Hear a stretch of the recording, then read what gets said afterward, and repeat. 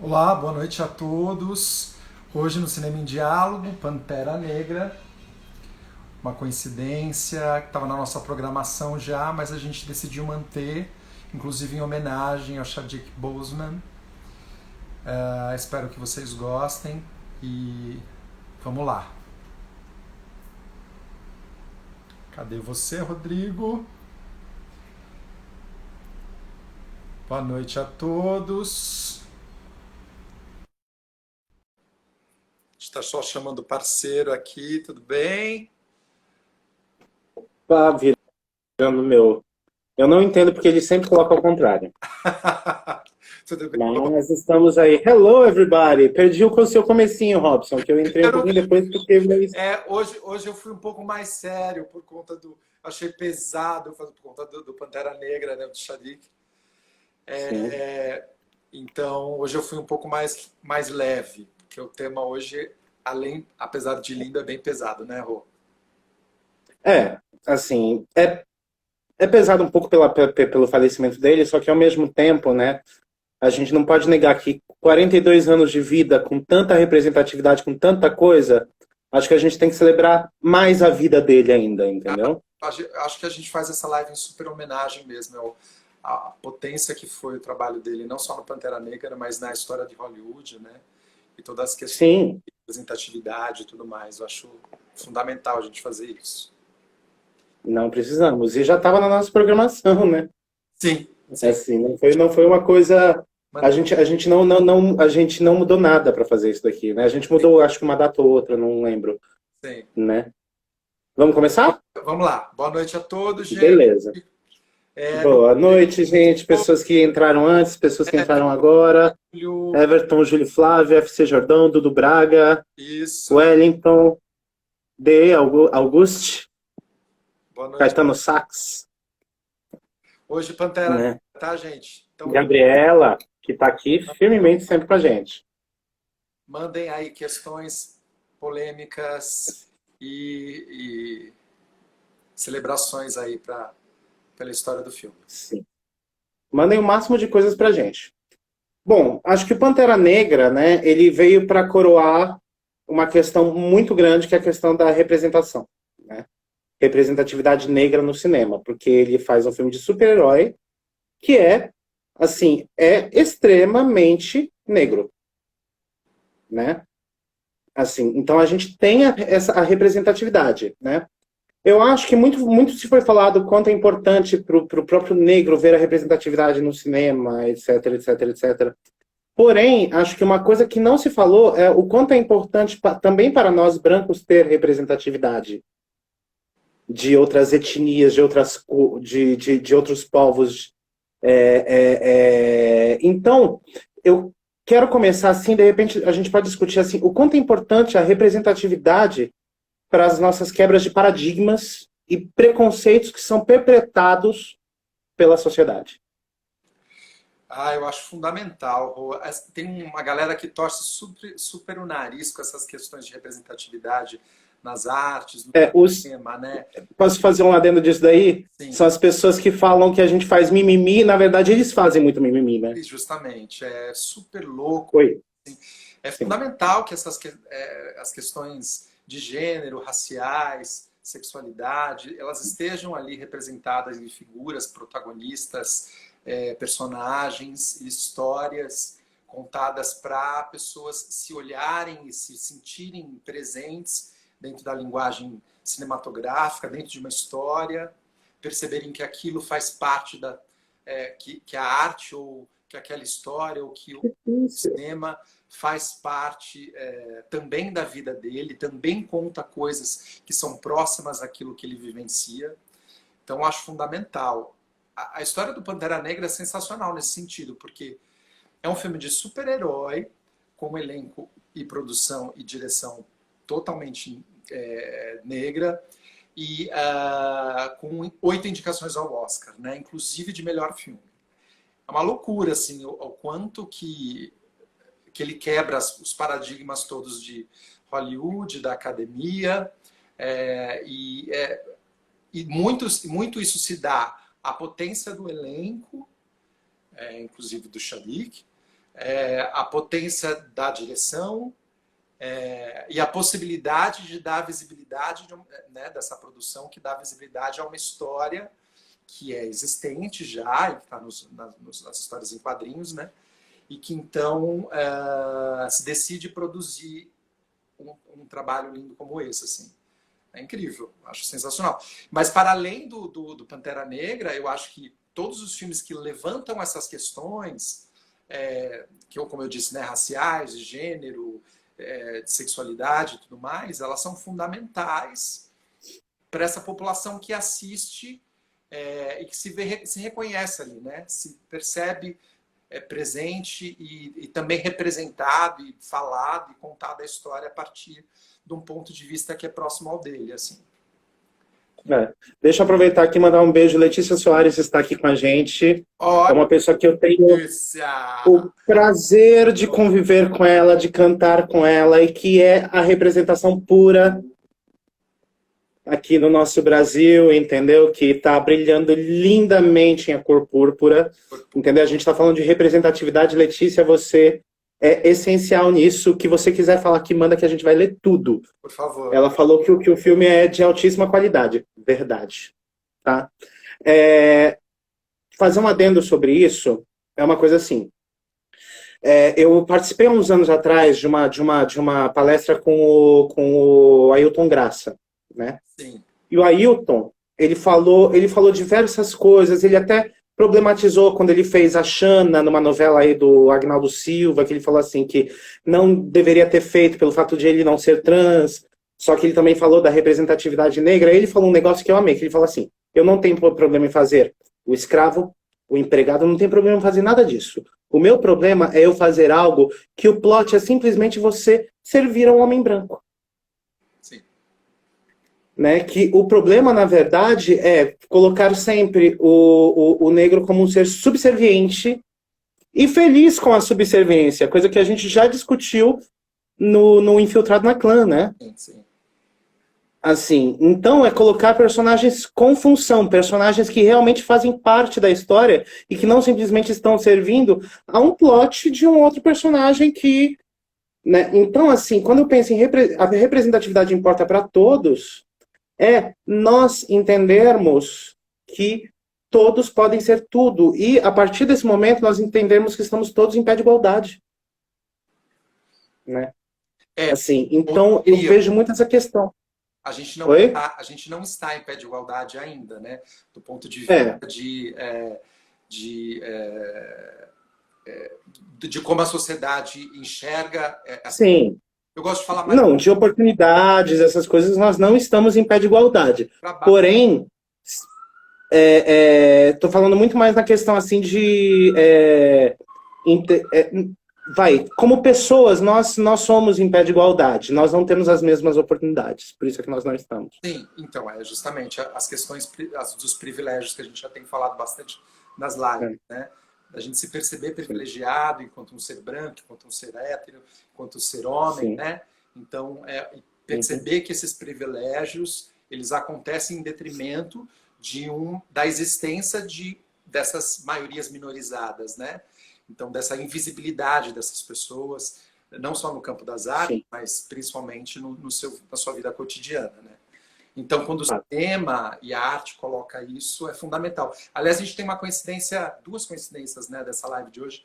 Uma é uma coincidência triste, que é a morte do Chadwick, e outra... Deixa a coincidência feliz para depois, é o final da nossa live. Aí tem uma...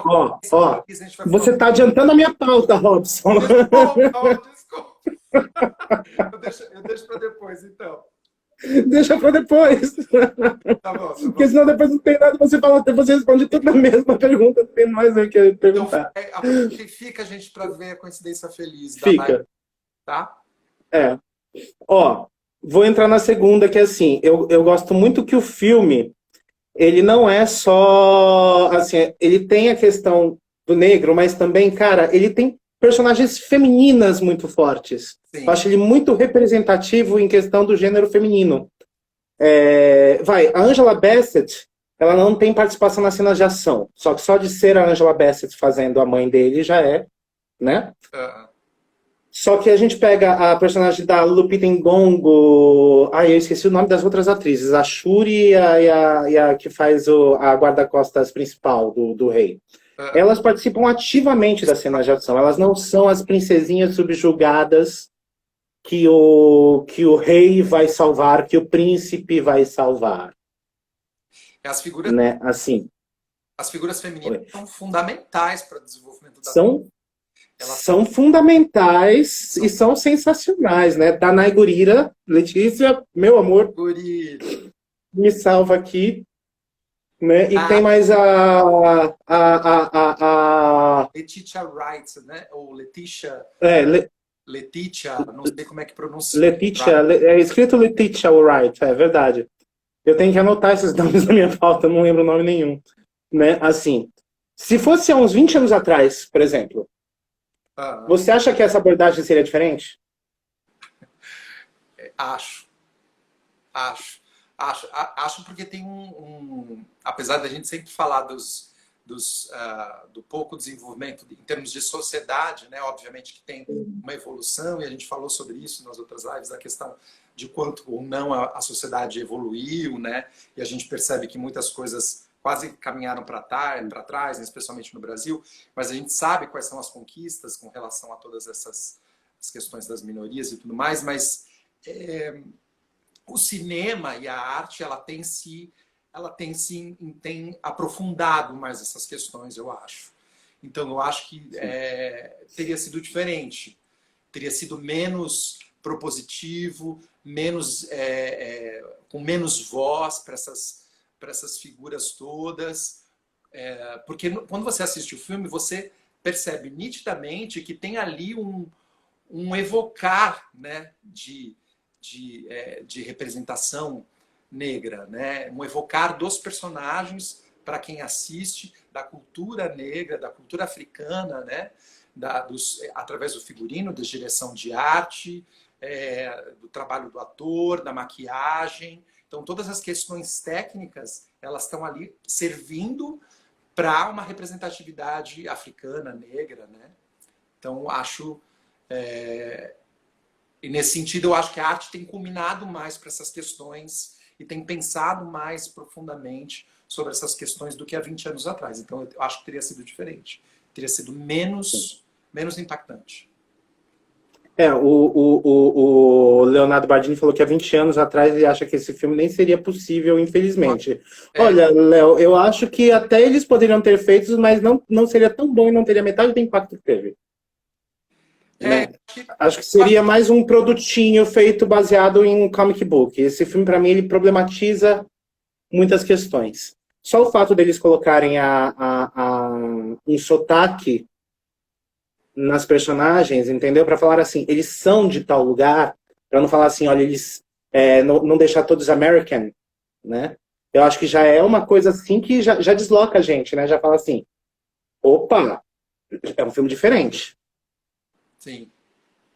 Tem Né? uma questão aí que eu acho que é legal falar do filme novo da Beyoncé, o Black King. Teria um elenco branco. Não sei se as pessoas assistiram já, mas se não assistiram, eu faço uma ponte imediata assim, do filme da Beyoncé com Pantera Negra nesse momento. É um filme desse ano e tal. E traz a questão que tem sido abordada, muito falado por um grupo de estudiosos, que chama afrofuturismo.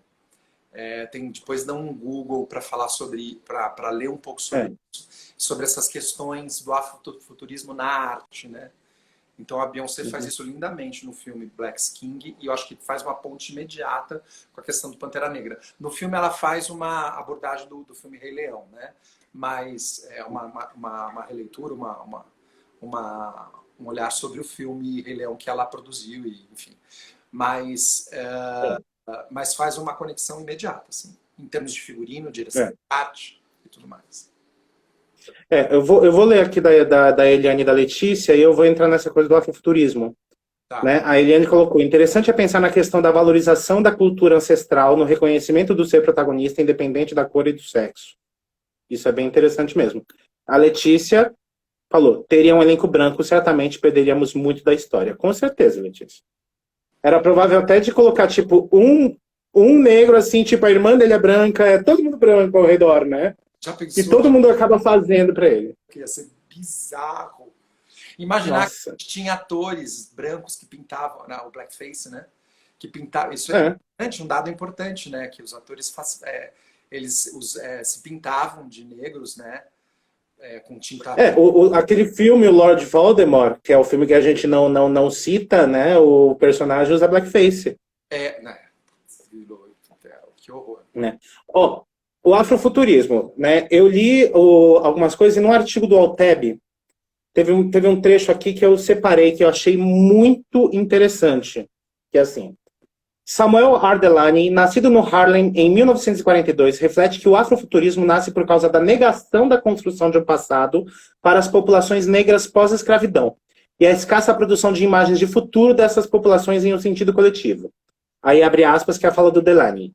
Não tenho ideia de onde na África meus antepassados negros vieram, porque quando eles chegavam ao mercado de escravos em Nova Orleans, os registros desse tipo de coisa eram sistematicamente destruídos. Se eles falassem a sua própria língua, eles apanhavam ou eram mortos.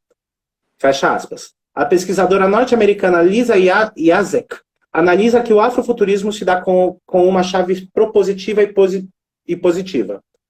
Abre aspas. Agora, Lisa.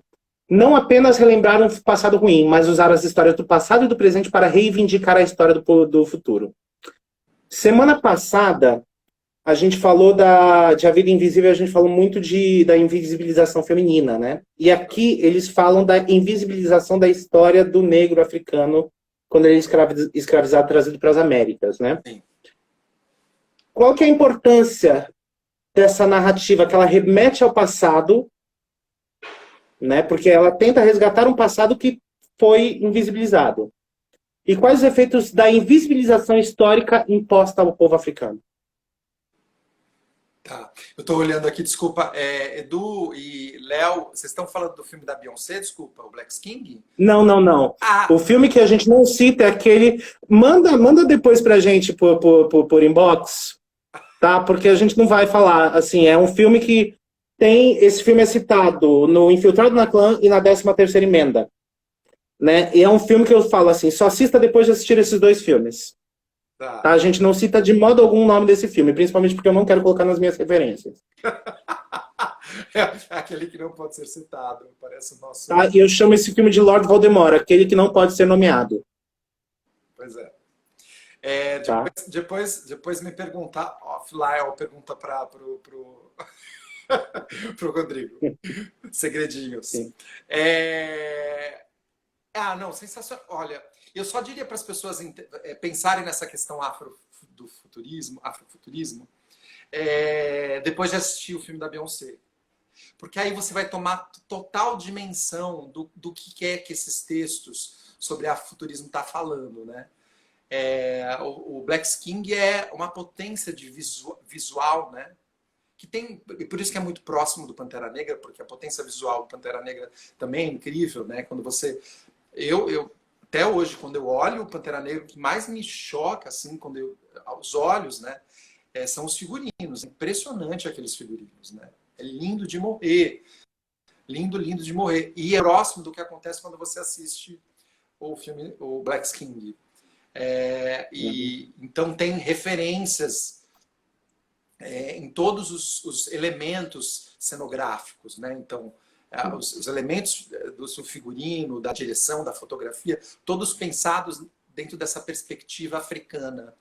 Então, é lindo de ver, assim, de perceber, na verdade, de trazer isso como uma possível referência, né? A gente tem sempre referências de homens brancos, de livros escritos por brancos, de textos escritos por brancos, de músicas escritas, né? Não, músicas menos, né?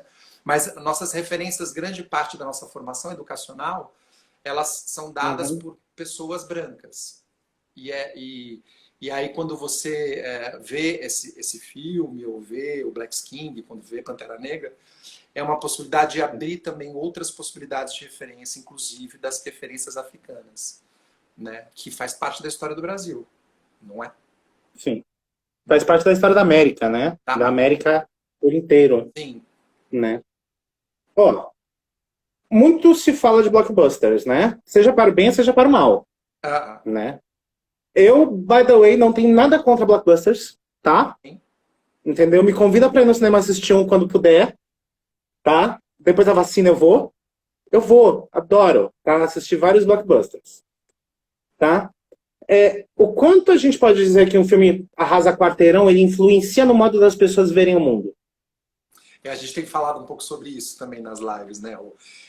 De tentar entender qual o mecanismo do público em geral que consome mais essa arte que é mais comercializada, né? O que é o cinema comercial? É aquele que tem uma maciça divulgação, né? Então todos os meios de comunicação são amplamente invadidos por esses filmes. Então, tem um dinheiro muito grande em cima deles, tem um orçamento de produção gigantesco para essa produção, e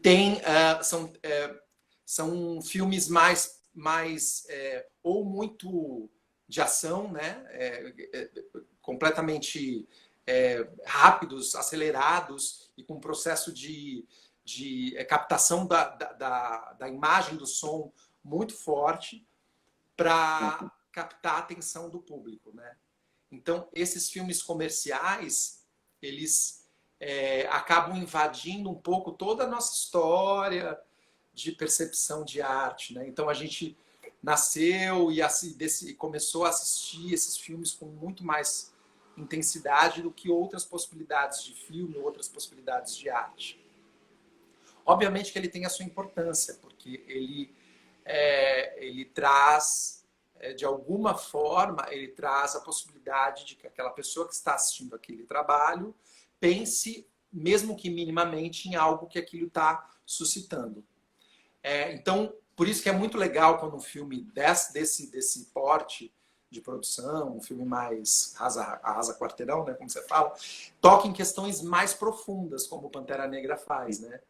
Porque aí você abre um leque de discussão para um número maior de pessoas, porque são as pessoas que assistem mais, né? Eu também não tenho absolutamente nada contra filme comercial, eu acho ele super importante.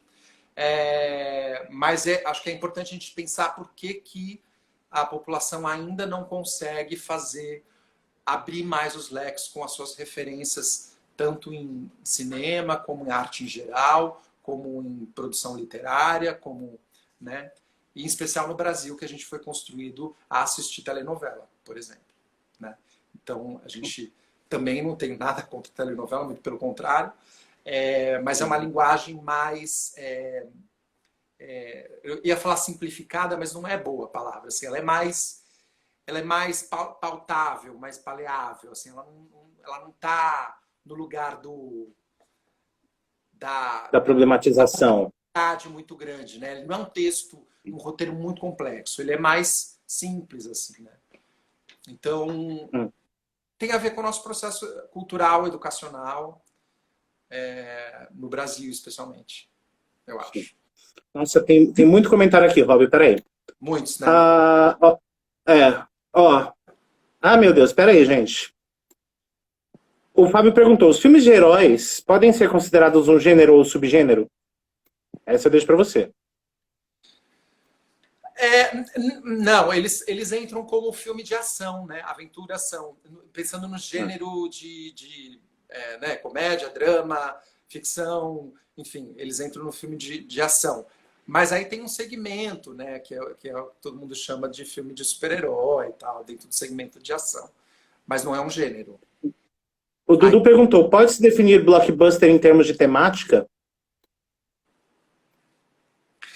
Não, eu acho que as temáticas são variadas nos blockbusters. Talvez eles aprofundem menos. As questões são menos aprofundadas, elas são mais superficiais.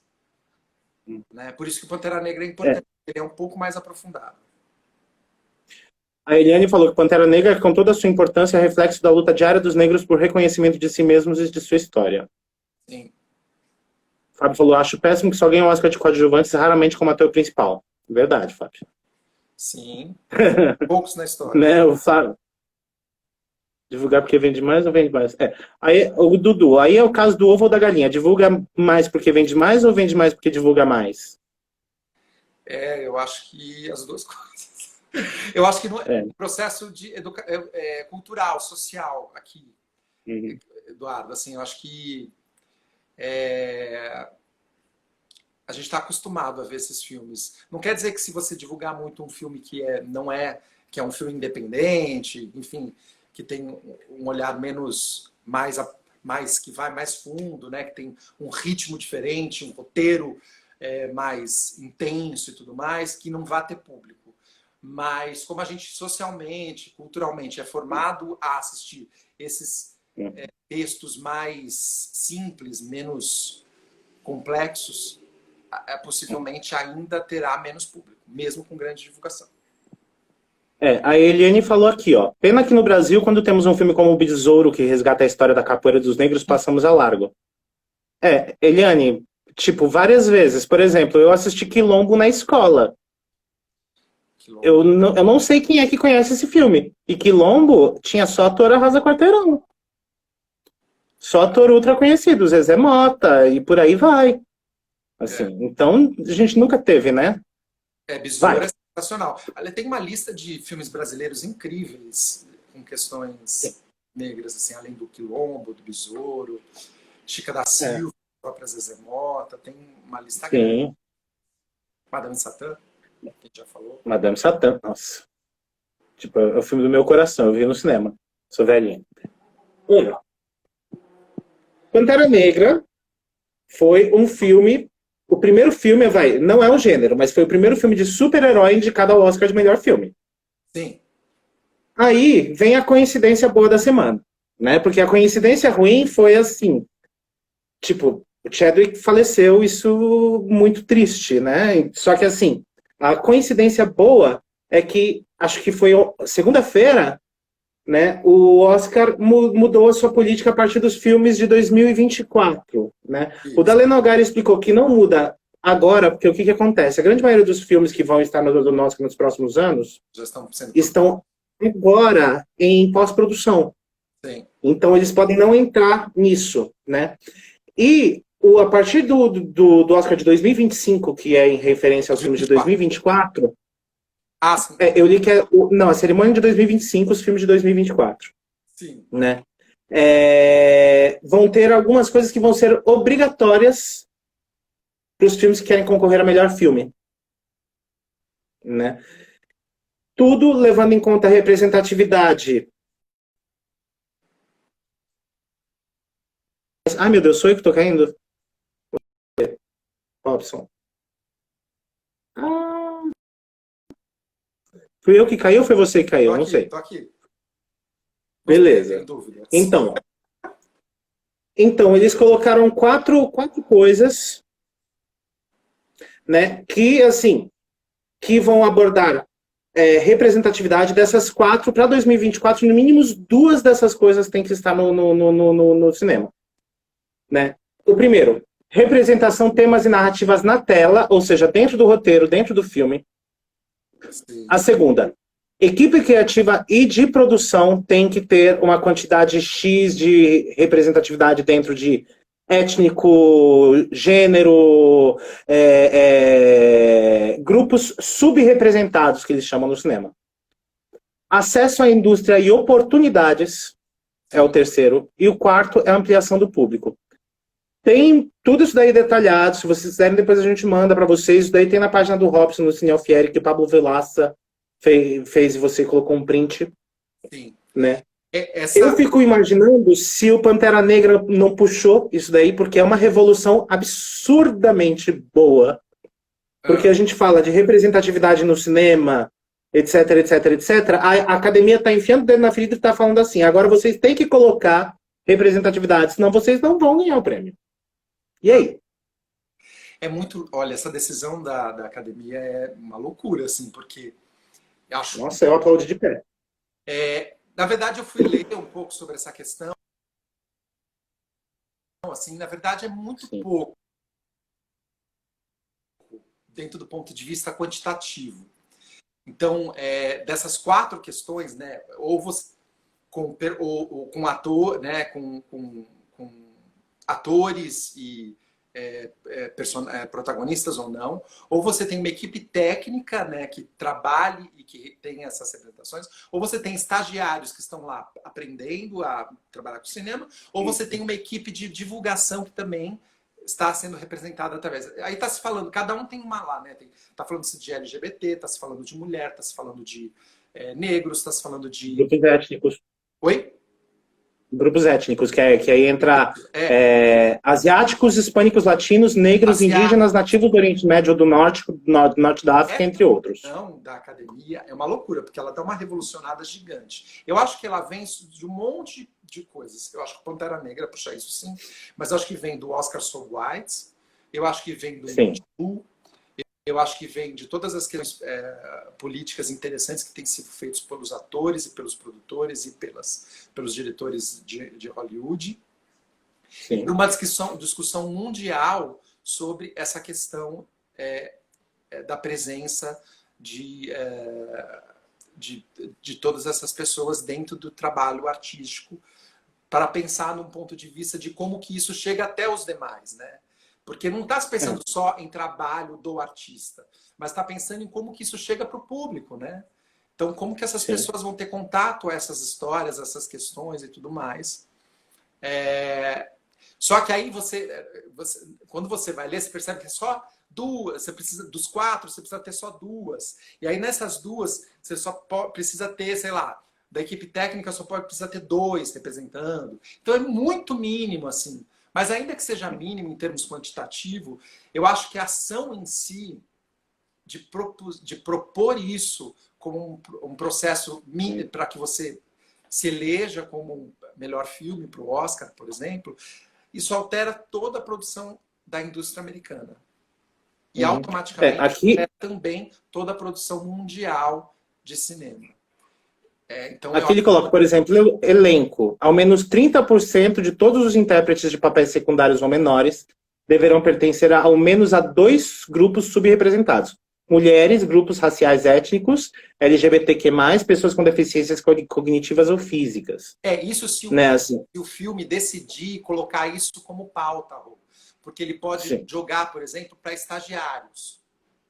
Porque das 4 coisas, ele pode escolher só 2. Então, ele não precisa escolher que o filme precisa ter 30% de elenco com representatividade. Não, eu vi isso daí. Os quesitos, ele pode escolher as pessoas que fazem a divulgação, o trabalho, né? Ele tem outras possibilidades. Então, isso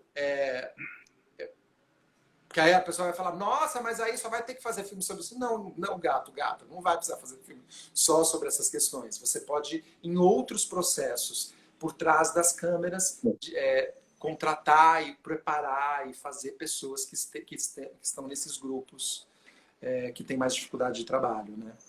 Enfim, eu acho sensacional. O Dalenogari, ele comentando sobre isso, hoje eu falei assim, não, eu vou ver hoje o vídeo dele sobre isso para eu estar bem informado na live. Ele falou assim que, por exemplo, acesso à indústria e oportunidades é uma coisa que as produtoras já estão fazendo, provavelmente as pequenas vão ter que se readequar, mas as grandes já estão fazendo, então elas vão ter que escolher mais uma. Ele falou que para 2024 são 2 dessas 4. Mas ele falou que ele acredita que até que para 2030 eles vão querer que seja no mínimo 3. Aí todo mundo vai ter que rebolar para fazer. Né, assim. Mas eu acho que assim, é um caminho que não tem volta. As pessoas precisam... Eu acho que, finalmente, a indústria do Oscar está entendendo que filme também é política. E quando eu falo política, não é essas armações que eles fazem por trás, esses marketings absurdos que faz Crash ganhar no ano de Brokeback Mountain. Não são essas coisas. Quando eu estou falando política, assim, tem um discurso por trás e tem uma representatividade que tem que acontecer. Né, assim, para mim, a impressão que me dá é que, finalmente, a academia, o Oscar, está começando a falar assim, olha, precisamos pensar o papel da nossa indústria dentro da sociedade. Demorou até, né, Rodrigo? Vamos e vem. Demorou muito, fato. Para essas questões serem apontadas, porque a gente está falando de arte, e a gente sempre pensa dentro da arte que a gente está pensando um pouco adiante, né? para que o processo da sociedade em si, cotidiana, também se transforme a partir dela. Então, a gente tem que estar sempre um passo adiante. Então, eu acho que demorou muito, né? Demorou muito para essas coisas acontecerem. Mas eu acho fundamental que tenha sido feito isso agora, nesse momento de pandemia. Eu acho que os caras pararam para olhar para isso e falar assim, vamos... Como é que a gente resolve a questão na prática, né? E aí a prática é essa. Então, a gente encontra cláusulas, né? Para que, dentro das formas de candidatura para o Oscar, e aí toda a produção vai querer, obviamente, fazer parte disso, porque senão ela não pode concorrer ao Oscar e aí não fica uma loucura. Então, na indústria americana, funciona. Leonardo Bardini colocou aqui: Hitler já entendia o papel do cinema na sociedade política. Estava na hora do Oscar descobrir também, né? E até assessor de comunicação, uma pessoinha lá que fazia toda a bagaça, né? Toda a porrada. Né? Não, tem o Titanic da época do Hitler, que não se chama Titanic, é um nome maior, então não vou precisar colocar nas minhas referências. Que coloca um cara, um alemão que fala assim, que fala uma coisa diferente, mas é mais ou menos assim: isso vai dar merda. E eles não fazem o que o alemão fala, por isso aqui o navio. Ou seja, tudo, ele botava propaganda em tudo, né? Foi ele que criou a publicidade. Não, Então, acho que estava né? na hora. Acho que está na hora, na verdade, saindo um pouco do cinema, né? Que é o que a gente está falando, mas está na hora da sociedade começar a perceber essas questões, né, Rodrigo? E parar de dizer que essas questões são mimimi, que tudo isso tem que é bobagem, né? Então demorou, né? Demorou para entenderem essas questões, os seus lugares de privilégio, as questões de desigualdade não só social, mas desigualdade em todas as questões que a gente está apontando, de gênero, de raça, de sexualidade, enfim, demorou demais, demais. Que loucura. Não, demorou muito e isso daí reflete até na gente, né, Rob? Assim, eu te falo que eu não tinha um posicionamento político tão forte há 15 anos atrás. E eu já era artista. Só que eu também sou artista consumidor. Assim, então eu preciso entender as coisas precisam chegar até a gente, né? Assim, fala-se muito mal das redes sociais, só que a partir das redes sociais a gente conheceu Djamila Ribeiro. Tem algumas né? coisas importantes, né? A partir das redes sociais a gente conheceu o Silvio Almeida. Entendeu? Eu conheci aquele geógrafo maravilhoso, Milton Santos, né, que já morreu antes das redes sociais, entendeu? Eu comecei a descobrir sobre ele vendo postagens de representações. E é um cara que foi muito importante. Que foi muito, muito, muito importante. Assim. Então agora, tipo, as pessoas ruins tiveram voz com isso? Tiveram, mas as pessoas boas também tiveram. Então acho que a gente tem que celebrar essas vozes boas, divulgar essas vozes boas, fazer com que essas vozes boas viralizem para mudar o mundo. E mudar o mundo também é mudar as artes. O problema tem esse lado maravilhoso mesmo. O problema é como que as pessoas conectam, elas conhecem quais são as vozes boas, né? E aí está o processo que eu acho que é mais fundamental ainda do que dar voz a essas pessoas, que é o processo educacional de um país, né? É impossível você pensar, porque senão ela vai olhar, ela vai ouvir, sei lá, que tem um monte de gente, né? Um monte de idiota, inclusive. Então, como que ela vai dissociar quem é o idiota de quem não é o idiota, né? Então, ele precisa minimamente de um processo educacional, de uma reflexão junto à escola, ao processo formativo dele, né? Para ele poder reconhecer essas vozes, né? Senão ele vai poder criar sua própria visão crítica, né? Um monte de voz horrível, né? Um monte de gente Sim. bobagem. Então ele vai ouvir aquilo e tá bom, né? Desenvolver o senso crítico, isso acho que desenvolver o senso crítico. Mas tem um processo aí, né? Tem um processo, senão... Tem. tem o processo, mas vamos todos juntos correr atrás desse processo. Eu dou aula, você dá aula, entendeu? Assim, Vou tentar. assim... Não, eu acho que assim, tipo, 2 andorinhas não vão fazer verão, né?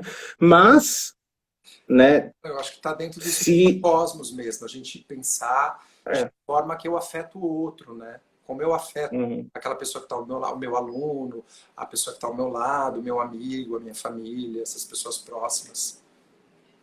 Pelo menos um pouco, né? Assim, sei lá.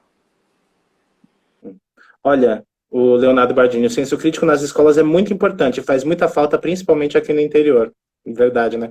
Mas aqui em São Paulo, capital também, Léo, eu estudei em escola pública, né? Minha vida inteira. Faz um tempinho já. E, tipo, falavam que a escola pública era maravilhosa. Realmente, tinha um ensino bom, né? Só que a gente não tinha senso crítico, não. A gente aprendia fórmula. Sim. E quando eu falo fórmula, eu tô falando de fórmula dentro de humanas. Não tô falando só dentro de matemática. Né? Assim, então, na verdade, assim, tipo, não se ensina fórmulas, né? Não se ensina o senso crítico. Pelo menos na minha época. Eu não dou aula em escola pública, eu dou aula particular. Né? Então, não posso falar agora como é que tá. Esse é um pensamento Assim, mas... atual, é um pensamento atual da educação moderna, de dizer a questão do senso crítico e tudo mais, que é muito difícil. Mas a minha geração foi a geração que colocou esse presidente que não deve ser nomeado no poder. É a vida, né? Olha a escola que a gente teve. Rob, bom, vamos finitar por aqui. Vamos falar qual é o próximo filme antes? Tá. Mais alguém queria falar uma questão, alguma coisa? Gente, o teu afeto me afeta, agora faça-me o favor. Dudu Braga. Filme da semana que vem. Roma, de Alfonso Cuarón. Sim, a gente estava falando sobre representatividade, e a gente não tinha falado sobre nenhum filme latino-americano, exceto os filmes brasileiros. Que é latino-americano também, mas pensando, né, México para baixo aqui, assim. E aí, como não falar de Roma, né? E toda a história importante do cinema mexicano e dos diretores mexicanos, inclusive dentro do próprio Oscar e tudo mais. Esse filme lindíssimo, da Netflix. Quem não assistiu, assista na Netflix. Sim, tá lá na Netflix, na semana que vem vai ser Roma. É Teatro Mágico, que é aquele... O teu afeto me afetou, é fato. Agora faça-me um favor, é Teatro Mágico. Olha, não conhecia. Né? Então, gente, semana que vem a gente vai falar de Roma. Esse mês tá muito especial pra gente. Então, assim, eu quero agradecer muito a vocês que estiveram aqui. Quero agradecer muito ao Robson. Bom, quero fazer um agradecimento especial a todos os negros e negras, tanto da minha vida como que eu não conheço, assim, que estão dando a cara a tapa e fazendo com que o cinema mude, porque se hoje em dia eu posso ter essa visão crítica, é porque vocês me falaram, que vocês me mostraram as coisas, entendeu? Então eu preciso agradecer muito, né, a todas as pessoas que passaram na minha vida, seja diretamente, seja indiretamente. E agradecer Chadwick Boseman e toda a importância da história do cinema dele e a perda tão prematura e triste para a história do cinema. A gente decidiu fazer a live a gente já estava na nossa programação, mas a gente decidiu fazer essa semana, especialmente por conta da morte do Chadwick. Então, fica... Parafrasear o Spike Lee, que ele não fala rest in peace, né? Ele fala rest in power, descansa em poder. Isso aí. Gente, então obrigado, até semana que vem, beijos.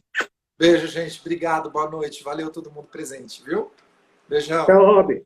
Tchau, Rob. Manda um beijo pra mim, Rob.